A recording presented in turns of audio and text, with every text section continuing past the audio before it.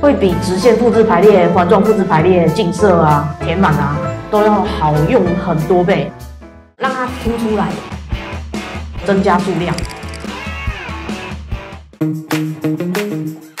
Hello， 大家好，欢迎来到魔仙队，我是雷基教师阿如。曲线导出复制排列，这是属于比较进阶的复制特征啊，会比直线复制排列、环状复制排列、竞色啊、填满啊都要好用很多倍。这个是用圆柱做出来的，那我可不可以在平面上面，然后用曲线？当然也是没有问题的啊。我们在产品设计的过程中非常好用。比如说上基准面，我们用六角形好了。好，比如说这样。好，你帮他设定一下限制条件，尺寸也标一下，按错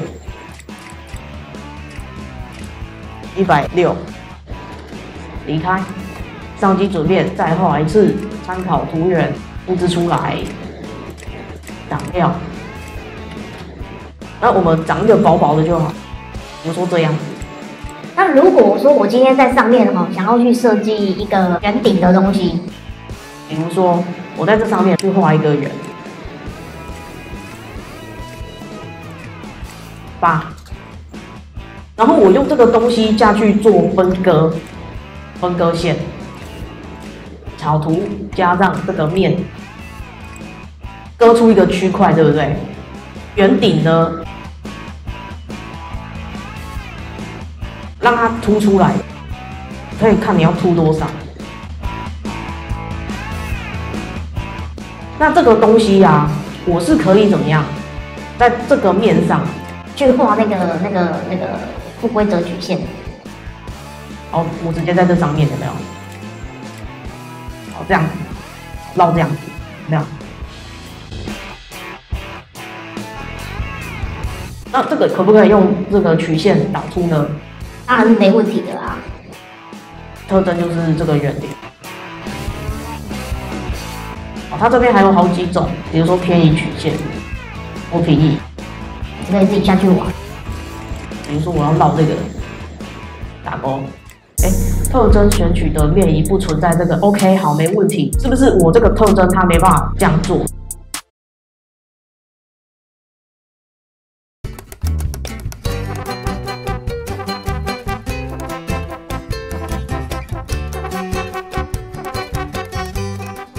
你会苦恼太多的专业术语听不懂吗？赶快订阅阿如的频道，快来听阿如说故事，用生活化的例子，让阿如来帮助你轻松愉快的吸收专业知识与技术哦。那没关系哦，上基准面到这个点上面产生一个新的平面，我去把它分割开来，让它变成是2块。分割的工具是平面3，割出来它就变独立的本体，对不对？特征面做不出来，是因为你没有跟本体连在一起，没有去勾那个合并结果的勾勾。那可不可以用本体来做？当然是没问题的啊，本体就是这颗东西嘛。好，方向是这个，然后对齐，增加数量，这样打勾，它就全部长出来。它这样会长很多一点的东西。那你做完了，你就要记得把它结合起来哦。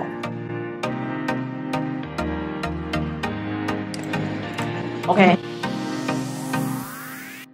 所以我不是只有圆柱可以去做曲线的导出，我平面当然也是可以啊哈。谢谢各位的收看，欢迎按赞、订阅或分享阿如的频道哦。我们下个影片再见喽。